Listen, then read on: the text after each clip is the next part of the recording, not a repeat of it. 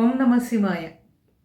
మహాశివరాత్రి సందర్భంగా మహాదేవుని గురించి శంకర భగవత్పాదుల వారు అందించినటువంటి శివ మానస పూజా స్తోత్రం. ఈ స్తోత్రంలో ఉండేటువంటి విశేషాలు వివరించుకుందాం పరమాత్మ అనుగ్రహంతో. బాహ్య పూజలు అందరికీ తెలుసు. ఎటువంటి స్థితిలో ఉన్నా కూడా మనం ఏ పనులు చేసుకుంటూ ఉన్నప్పటికీ కూడా ఈ శ్లోకాలను గనక చదువుకున్నట్లయితే తప్పనిసరిగా బాహ్య పూజకి ఎంత ఫలితమైతే లభిస్తుందో ఈ మానస పూజకి కూడా అంత విశేషమైనటువంటి ఫలము లభిస్తుంది. అందుకనే భావంలో ఏదైతే భావిస్తామో బాహ్యంగానూ ఉంటుంది, బాహ్యంగా భావించిందే భావంలోనూ స్థిరపడుతుంది. ఆ భావంలో స్థిరపడటానికే ఈ మానస పూజలు అనేటువంటివి చాలా గొప్ప మహిమాన్వితమైనటువంటివి. శంకర భగవత్పాదుల వారు ఎంతో దయతో మనల్ని అనుగ్రహించడానికి ఈ మానస పూజ విధానాన్ని మొత్తాన్ని కూడా ఒక చిన్న స్తోత్ర రూపంలో తీసుకుని వచ్చారు. బాహ్య పూజలో ఏ విధంగా అయితే చేస్తామో ఆ మొత్తము కూడా మనం మానసికంగా భావించవచ్చు, శివానుగ్రహాన్ని పొందవచ్చు. చిన్న చిన్న శ్లోకాలు 3 ప్రధానంగా ఉంటాయి. ఈ మూడింటిలోనే మనం బాహ్యంగా చేసేటువంటి పూజా విశేషాలన్నీ కూడా వస్తాయి. 4వ శ్లోకంలో ఏమో ఒక సమర్పణ భావం, సంపూర్ణమైనటువంటి సమర్పణ భావం, శివోహం అనేటువంటి తత్వము వస్తుంది. 5వ శ్లోకం మరీ చిన్నది. క్షమాపణ అడుగుతూ ఉంటాడు భక్తుడు, సాధకుడు భగవానుణ్ణి. అందుకని చాలా చిన్న స్తోత్రము. ఈ స్తోత్రాన్ని ముందుగా మనం చదువుకుని ఒక్కొక్క శ్లోకంలో ఉండేటువంటి అర్థం తెలుసుకుందాము. మనం ఏ పని చేస్తూ ఉన్నా మంచంలో పడుకుని లేవలేనటువంటి స్థితిలో ఉన్నప్పటికీ కూడా, రోగగ్రస్తులమైన బాధతో తపిస్తూ ఉన్నప్పటికీ కూడా మానసికంగా దృఢపరచుకొని భగవద్భావము అనేటువంటిది పెంపొందించుకుంటే తప్పనిసరిగా ఆ భగవంతుని యొక్క కరుణని మనం పొందగలుగుతాం. ఈ స్తోత్రంలో ఉండేటువంటి మొదటి శ్లోకం చదువుకొని ఆ అర్థాన్ని వివరించుకుందాం. రత్నై కల్పితమాసనం హిమజలై స్నానం చ దివ్యాంబరం నానారత్నవిభూషితం మృగమదామోదాంకితం చందనం జాజీ చంపక బిల్వపత్రరచితం పుష్పం చ ధూపం తథా దీపం దేవదయానిధే పశుపతే హృత్కల్పితం గృహ్యతా. ప్రధానంగా ఏం చెప్తూ ఉన్నారు మొదటి శ్లోకంలో అంటే, స్వామికి ఆసనాన్ని సమర్పిస్తూ ఉన్నారు. రత్నైకల్పితమాసనం, దివ్యమైనటువంటి రత్నసింహాసనం మీద స్వామిని కూర్చోబెడుతున్నారన్నమాట. బాహ్యంగా కూడా మనం ఇంత విలువైనటువంటి వాటిని తీసుకురాలేం, కానీ మానసికంగా తీసుకురావచ్చు, భావపరంగా తీసుకుని రావచ్చు. అందుకని రత్నసింహాసనాన్ని నీకు ముందుగా సమర్పించుకుంటూ ఉన్నాను. రత్నైకల్పితమాసనం హిమజలై స్నానం చ దివ్యాంబరం. హిమవత్ పర్వత ప్రాంతం నుంచి ఆవిర్భవించినటువంటి పవిత్రమైన చల్లని స్వచ్ఛమైనటువంటి గంగానదితో నీకు స్నానం చేయిస్తూ ఉన్నాను. ఇదంతా కూడా భావనామయ ప్రపంచమే. హిమజలై స్నానం చ దివ్యాంబరం, దివ్యమైనటువంటి వస్త్రాలన్నీ కూడా నీకు సమర్పించుకుంటూ ఉన్నాను ఈశ్వర. రత్నైకల్పితమాసనం హిమజలై స్నానం చ దివ్యాంబరం నానారత్న విభూషితం, అనేకమైనటువంటి దివ్య రత్నాభరణాలన్నీ కూడా నేను నీకు మానసికంగా సమర్పించుకుంటూ ఉన్నాను. ఇంకా చందనాన్ని సమర్పిస్తూ ఉన్నాను. తర్వాత ఎటువంటి చందనము అంటే అది మృగమదామోదాంకితం చందనం. మృగమదము అంటే కస్తూరి మృగము యొక్క నాభి నుంచి వచ్చినటువంటిది, దాన్ని మృగమదము అంటారు. ఆ మృగమదముతో కూడినటువంటి చందనాన్ని కూడా నీకు లేపనంగా సమర్పించుకుంటూ ఉన్నాను. జాజీ చంపక బిల్వ పత్ర రచితం, అనేక వివిధమైనటువంటి సుగంధభరితమైనటువంటి పుష్పాలు, వీటన్నిటితో కూడా నీకు పూజ సల్పుతూ ఉన్నాను. పుష్పం చ ధూపం తథా, అనంతరము ధూపాన్ని సమర్పించుకుంటూ ఉన్నాను. దీపం దేవదయానిధే పశుపతే హృత్కల్పితం గృహ్యతాం, దీపాన్ని కూడా నేను నీకు సమర్పించుకుంటూ ఉన్నాను. ఇవన్నీ మానసికంగానే నేను చేస్తూ ఉన్నాను, బాహ్యంగా చేయలేకపోతూ ఉన్నాను. అటువంటి పరిస్థితి నాకు లేదు. దయానిధే, నీవు ఎందుకు వీటిని స్వీకరించమని నేను అడుగుతూ ఉన్నాను అంటే, నీవు చాలా దయానిధివి కదా, దయకు సముద్రం లాంటి వాడివి, అందులో పశుపతివి, ఆ సార్థక్య నామం నీకు ఉన్నది. మేమందరము కూడా కర్మపాశ బద్ధులమై ఎటువంటి స్థితిలో ఈ శరీరం ఎప్పుడు ఏ విధంగా ఉంటుందో తెలియదు. ఆ కర్మను అనుభవించడానికి సిద్ధంగా ఉంటుంది కదా. కాబట్టి నీవు ఆ పశుపతివి కాబట్టి, ఆ పాశ బంధాలన్నింటినీ కూడా విడిపించేటువంటి వాడివి కాబట్టి, కరుణా సముద్రుడివి కాబట్టి, హే కరుణానిధే, దీపం దేవ దయానిధే, వీటినన్నింటినీ కూడా నేను నీకు సమర్పించుకుంటూ ఉన్నాను. ఎలాగా?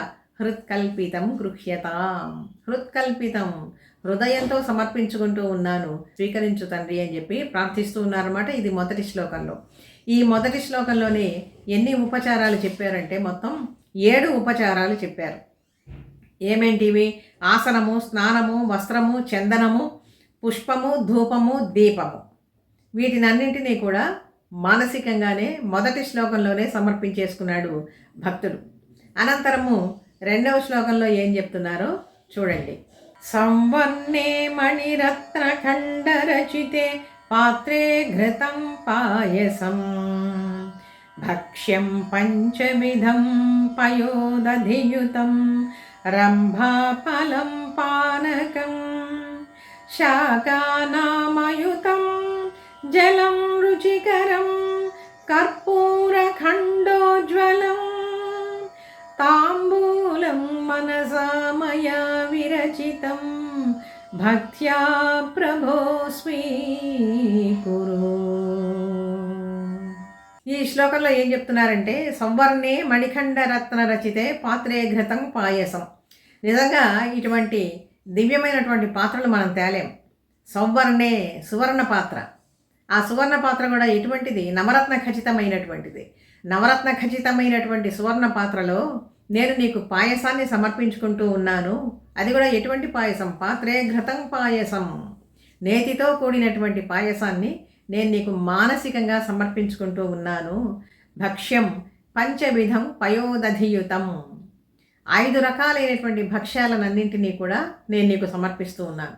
ఏమిటి 5 రకాలు? భక్ష్యము, భోజ్యము, చోష్యము, లేఖ్యము, పేయము, వీటినన్నింటినీ కూడా నేను నీకు సమర్పించుకుంటూ ఉన్నాను. అనంతరం పంచామృతాన్ని కూడా నేను నీకు సమర్పిస్తూ ఉన్నాను. పయోదధిఘృతం అని చెప్పి నేను అన్నారు కదా. పంచామృతంలో పాలు, పెరుగు, నెయ్యి, తేనె, పంచదార, ఈ 5 కలిపి చేసినటువంటిదే పంచామృతం అంటారు.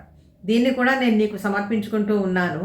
రంభాఫలం పానకం, రంభాఫలం అంటే అరటిపండు, అరటిపండుని, తీయని పానకాన్ని కూడా నేను నీకు సమర్పించుకుంటూ ఉన్నాను. ఇన్ని నైవేద్యంగా, భోజన పదార్థాలుగా, మహానివేదనగా నేను నీకు సమర్పించుకుంటూ ఉన్నాను మానసికంగా. శాకానామయుతం జలం, అనేక రకాలైనటువంటి శాకపాకాలన్నీ కూడా ఇందులోనే ఉన్నాయని చెప్పి భావించు. భోజనానంతరము జలాన్ని ఇవ్వాలి కదా, దివ్యమైనటువంటి జలాన్ని ఇస్తూ ఉన్నాను. ఎటువంటి జలము అది? పచ్చకర్పూరము చిన్న ముక్క కలిపి, పచ్చకర్పూరంతో కలిపినటువంటి జలాన్ని నీకు ఆస్వాదించడానికి నేను ఇస్తూ ఉన్నాను. తాంబూలం మనసా మయా విరచితం భక్త్యా ప్రభో స్వీకురు, చక్కని రసవంతమైనటువంటి తాంబూలాన్ని కూడా నేను నీకు మానసికంగా సమర్పించుకుంటూ ఉన్నాను. భక్త్యా ప్రభో స్వీకురు, భక్తితో సమర్పించుకుంటూ ఉన్నాను కాబట్టి తప్పనిసరిగా వీటినన్నిటినీ స్వీకరించు మహాదేవా అని చెప్పి 2వ శ్లోకంలో చెప్తూ ఉన్నారు. ఛత్రం చామరయోర్యుగం యజనకం చాదర్శకం నిర్మలం వీణాభేరి మృదంగ కాహళకళా గీతం చ నృత్యం తథా సాష్టాంగం ప్రణతిస్తుతిర్బహువిధాః ఏతత్ సమస్తం మయా సంకల్పేన సమర్పితం తమ విభో పూజాం గృహాణ ప్రభో. మొదటి శ్లోకంలో ఏమో 7 ఉపచారాలు, 2వ శ్లోకంలో ఏమో 3. ఏమిటి అది? నైవేద్యము, జలము, తాంబూలము, ఈ 3ంటిని కూడా 2వ శ్లోకంలో చెప్పారు. ఇప్పుడు మిగిలినటువంటి 6 షోడశోపచారాలు కదా, ఈ 6 ఉపచారాలని కూడా 3వ శ్లోకంలో చెప్తూ ఉన్నారు. ఛత్రం చామరయోర్యుగం యజనకం, దివ్యమైనటువంటి ఛత్రాలు, వింజామరలు, వీటినన్నిటినీ కూడా నేను నీకు మానసికంగా సమర్పించుకుంటూ ఉన్నాను. వ్యజనకం చ, వ్యజనకం అంటే ఏంటి? విసనకర్ర. ఆదర్శకం నిర్మలం, నీ రూపాన్ని ప్రతిఫలించడానికి అద్దాన్ని కూడా సమర్పిస్తూ ఉన్నాను. ఆదర్శము అంటే ఇక్కడ అద్దం, అద్దంని కూడా చూపిస్తూ ఉంటారు స్వామికి. అందుకని ఈ ఉపచారాలన్నీ కూడా నేను నీకు మానసికంగా చేస్తూ ఉన్నాను. వీణా భేరి మృదంగ కాహళగళ గీతం చ నృత్యం తథా. వీణా భేరి మృదంగ కాహళకళ, ఇన్ని వాయిద్యాలు నిజంగా మనం వాయించడానికి చేత కాదు, అయినా మానసికంగా వాయించినట్లుగా భావించి స్వామికి సమర్పించవచ్చు అన్నమాట. వీణా భేరి మృదంగ కాహళకళ గీతం చ నృత్యం తథా. వీటన్నిటితో నేను నీకు గీతాన్ని సమర్పిస్తూ ఉన్నాను, పాట పాడుతూ ఉన్నాను, నృత్యం కూడా చేస్తూ ఉన్నాను. ఇవన్నీ నిజంగా బాహ్యంగా మనం చేయగలమా? చేయలేం, కానీ మానసికంగా అయితే చేయగలము. అనంతరము సాష్టాంగం చేస్తూ ఉన్నాను. సాష్టాంగం ప్రణతి స్తుతిర్బహువిధ. సాష్టాంగ ప్రణామం చేస్తూ ఉన్నాను. అనేక రకాలుగా స్తోత్రాలు, నుతులు నతులు అన్నీ కూడా నేను నీకు సమర్పించుకుంటూ ఉన్నాను. ఎట్లా సమర్పిస్తూ ఉన్నాను? సంకల్పేన సమర్పితం తమ విభో. నా సంకల్పం చేతనే వీటినన్నిటినీ కూడా నీకు అందిస్తూ ఉన్నాను. పూజాం గృహాణ ప్రభో. నా ఈ పూజని, మానసికమైనటువంటి పూజని దయతో అంగీకరించు అని చెప్పి ప్రార్థిస్తూ ఉన్నారు. తర్వాతి శ్లోకంలో ఏం చెప్తూ ఉన్నారంటే, పరమేశ్వర, నేను ప్రపంచంలో తిరుగుతూ ఉంటాను, ఎన్నో విషయాలన్నీ కూడా నా మనసులోకి వస్తూ ఉంటాయి, అవన్నీ కూడా నీకే సమర్పితం. కళ్ళతో ఎన్నో విషయాలు చూస్తూ ఉంటాను, చెవులతో ఎన్నో విషయాలు వింటూ ఉంటాను, వీటినన్నింటినీ కూడా నీకే సమర్పణ భావంతో చేస్తూ ఉన్నాను. ఎలాగా అంటే ఈ శ్లోకంలో చెప్తూ ఉన్నారు, 4వ శ్లోకంలో. ఈ 3వ శ్లోకంలో ఛత్రము, చామరము, నృత్యము, గీతము, స్తోత్రము, సాష్టాంగం, ఈ 6 ఉపచారాలు కూడా నేను నీకు సమర్పించాను అంటే ఇక్కడికి షోడశోపచారాలు అయిపోయినాయి 3 శ్లోకాల్లో. ఇక 4వ శ్లోకంలో ఏం చెప్తూ ఉన్నారంటే, ఆత్మాత్మం గిరిజామతి సహచర ప్రాణ శరీరం గృహం పూజాతే విషయోపభోగరచనా నిద్రా సమాధి స్థితి సంచారః పదయోః ప్రదక్షిణ విధి స్తోత్రాణి సర్వా గిరో యజ్జత్ కర్మ కరోమి తత్తదఖిలం శంభో తవారాధనం. యజ్జత్ కర్మ కరోమి తత్తదఖిలం శంభో తవారాధనం శంభో తవారాధనం.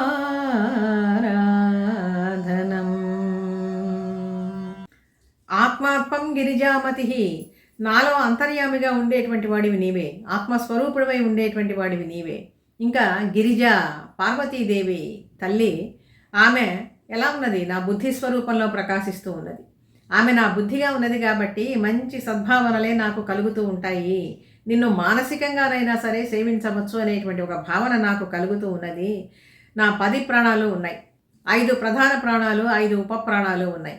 వీటినన్నింటినీ కూడా నీకు సహచరులుగా నేను సమర్పించుకుంటూ ఉన్నాను. నా శరీరమే నీ గృహము, అంటే దేహమే దేవాలయము. పూజాతే విషయోపభోగ రచన. అనేకమైనటువంటి విషయాలన్నీ కూడా నేను ప్రపంచంలో చూస్తూ ఉంటాను, వింటూ ఉంటాను, తెలిసి తెలియక ఎన్నో పనులు చేస్తూ ఉంటాను. ఈ విషయాలన్నింటినీ కూడా నీకు పూజగానే నేను నీకు సమర్పించుకుంటూ ఉన్నాను. పూజాతే విషయోపభోగ రచన. నిద్రపోతూ ఉంటాను, శరీరం అలసిపోయిందంటే ఆ నిద్ర కూడా ధ్యాన సమాధి అని చెప్పి భావించు. నిద్రా సమాధి స్థితి సంచార పదయో ప్రదక్షిణ విధి. ఎన్నో చోట్ల తిరుగుతూ ఉంటాయి ఈ కాళ్ళు. ఈ సంచారం అంతా కూడా నీకు ప్రదక్షిణగా భావించు తండ్రి. స్తోత్రాణి సర్వాగిరో. ఎన్ని మాటలు మాట్లాడానో తెలియదు. ఈ మాటలన్నింటినీ కూడా నీకు సమర్పించేటువంటి స్థుతిగా భావించు పరమేశ్వర. యజ్జత్కర్మ కరోమి తత్తదఖిలం. నేను ఏ ఏ పనులైతే చేస్తూ ఉంటానో ఈ ప్రపంచంలో వాటినన్నింటినీ కూడా నీ యొక్క ఆరాధన కిందనే భావించు. యజ్జత్కర్మ కరోమి తత్తత్ అఖిలం శంభో తవారాధనం. నీ యొక్క ఆరాధన కోసమే వీటిని వినియోగిస్తున్నట్లుగా భావించు ఈశ్వర. ఎంత గొప్ప భావమో చూడండి. ఇది నిజంగా బాహ్యంగా ఈ విధంగా మనం చేయలేం, కానీ మానసికంగా వీటినన్నింటినీ కూడా చేయవచ్చు. అందుకనే శంకర భగవత్పాదుల వారు ఎంత దయతో ఇటువంటి వాటిని మనకు అనుగ్రహించారో తెలుసుకోవాలి. ఇంకా చిట్ట శ్లోకం ఏంటో క్షమాపణ శ్లోకం.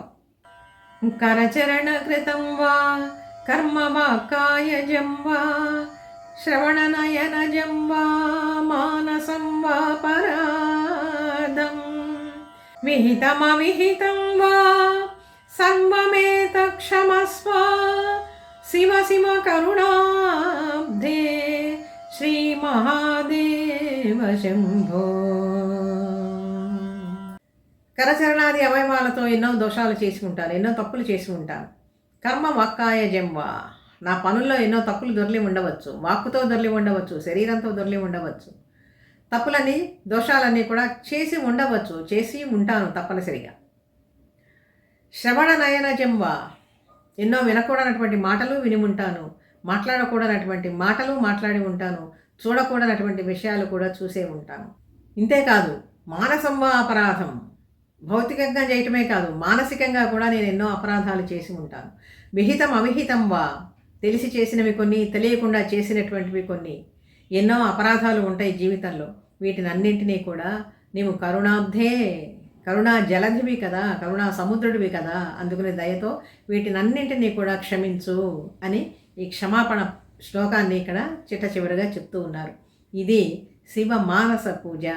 శరీరం సహకరించినా సహకరించకపోయినా కూడా ఏ స్థితిలో మనం ఉన్నా కూడా ఈ స్తోత్రాన్ని అర్థం చేసుకుని తప్పనిసరిగా చదువుకుంటే, బాహ్య పూజ చేస్తే నియమనిష్టలతో ఎంత ఫలితమైతే వస్తుందో మానసికమైనటువంటి పూజ కూడా ఇంతే ఫలితాన్ని తప్పకుండా అనుగ్రహిస్తాడు పరమశివుడు అంటల్లో ఎటువంటి సందేహము లేదు.